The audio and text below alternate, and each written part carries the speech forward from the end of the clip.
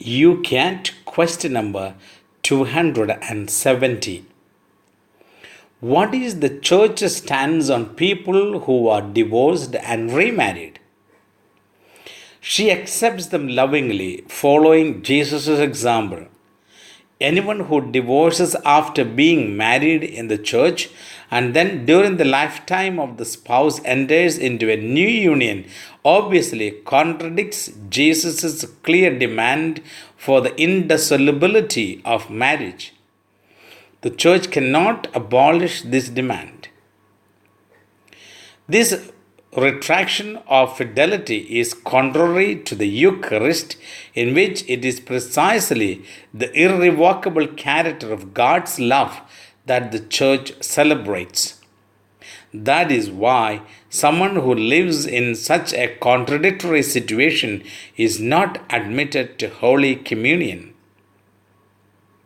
Far from treating all specific cases alike, Pope Benedict XVI speaks about painful situations and calls on pastors to discern different situations carefully in order to be able to offer appropriate spiritual guidance to the faithful involved.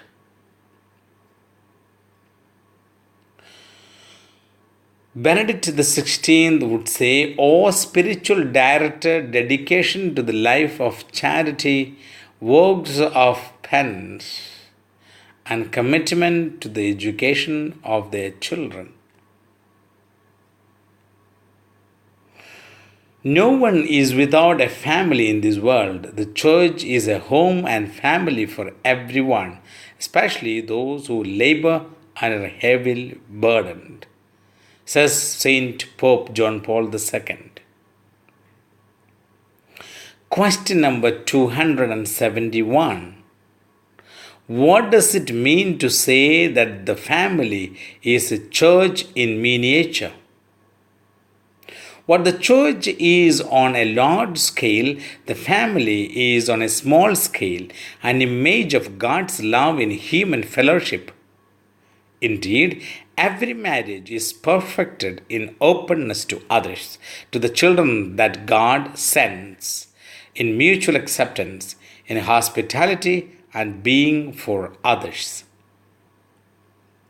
Nothing in the early church fascinated people more about the new way of the Christians than their domestic churches.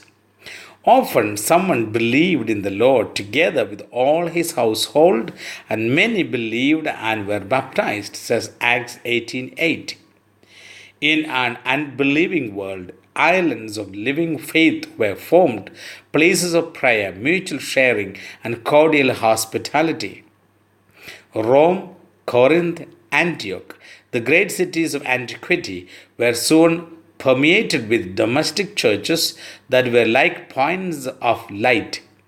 Even today, families in which Christ is at home are the leaven that renews our society.